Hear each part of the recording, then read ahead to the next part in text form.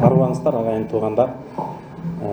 Кадырлуу Турсунбек ага, мен сизди 30 жылдан бери тааныйт экенмин.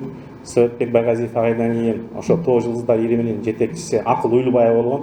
Ошондо келип сиз жалындуу ырларды окуп берчиңиз. Биздин эгемен мамлекеттин 28 жылдык тарыхы бул эңириде адамдардын тарыхы. Ошол адамдардын тарыхынан бүт окуяга катышкан, кээде Манас Миң, Көчмөндөр оюну сыяктуу бизди зоболоткон укмуш окуялар болду. Тилекке каршы адамдын өмүрүн алган Баткен окуясы, Апрель окуялары болду. Март окуялары болду. Аксы окуялары болду. Ош окуясы болду. Ошол окуянын баарына тегиз катышкан, ачуусунда тактуусунда тарткан бирден бир саясатчы ушу Турсунбек акын агабыз. Ошол доордо Прибалтикада Ландсбергис, Прускенелер, Санкт-Петербургда Собчактар келди.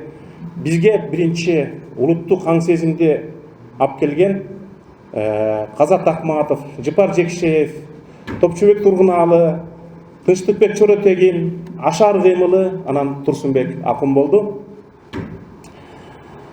Сиздин сүрөтүңүздү тартыш үчүн саясий бир боек аздык кылат. Себеби сиз ар кылсыз. Турмушта канча боек болсо, ошончо боек менен сүрөттөөгө туура келет. Эңириде ошол 30 жылдык кызматтын сиз 5 жылын гана айлык алып иштедиңиз. 25 жылын айлык албай иштеп, адамдын укугун, кыргызча айтканда адамдын кадыр баркын коргоп бекер иштедиңиз. Мындай иш кыргыз эли үчүн жүрөгү ак инсандын гана колунан келет. Ошол сиз Турсунбек байке. Экинчи жагдай, Кыргызстандагы сот бийлигинин, прокурорлордун, генералдардын, президенттердин түшүнө эң көп көргенсиз болушуңуз керек. Себеби андан бери 5 падыша алмашты, кээ бирөө жок, сиз дагы эле саясатта кетасыз. Үчүнчүдөн, көбү бийликке келгенде аш жейин деп келет. Сиз аш жебей таш жедиңиз.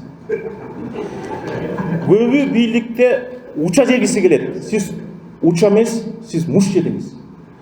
Айрыкча ошо 7 апрелде форумдан келаткан жигиттер, буякта ким эже болуш керек эле, Төлөйкан эже болуп чогуу, сиздин ак үйгө келген жок эл. Топчу Турсунбек акынга барышты, даттанып. Сиз барып, ак үйгө айтыңыз, апайыстаны чыгарсын, кайра артка кетебиз деди. Турсунбек байке барса, ак үйдөгү 7 этаждагы үлкөн кишилер айтыптыр, сен бу жерден жогол, сен жогол эле чечебиз деп.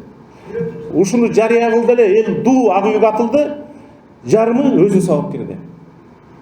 Кээде эл үчүн ал балдар ачуулуу эле Турсунбек акындын айкөлдүк ошо балдарды кийин артынан сая түшүп, кек сактап жүргөнүн көргөн жокмун.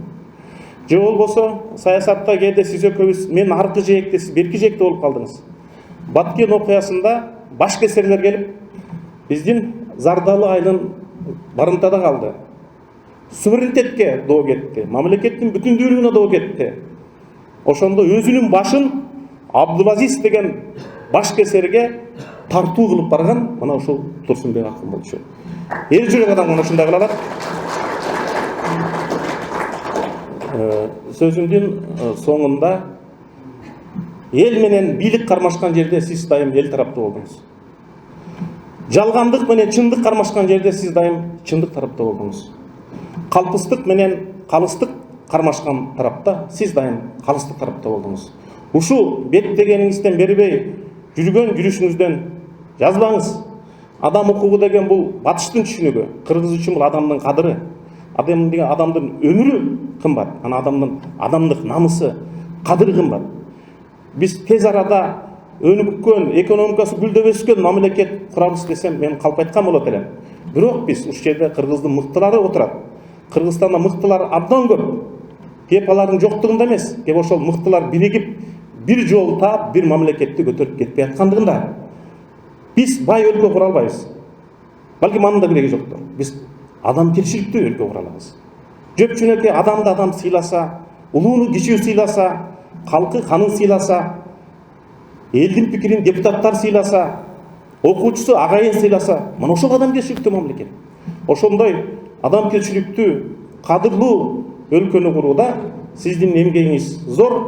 Агайыңыз сизге 100 жаш өмүр тилептир. 100 жашка чыгыңыз, бирок сиз 100 жашка чыккыча далай саясатчынын сазайын билет болушуңуз керек. Рахмат сизге.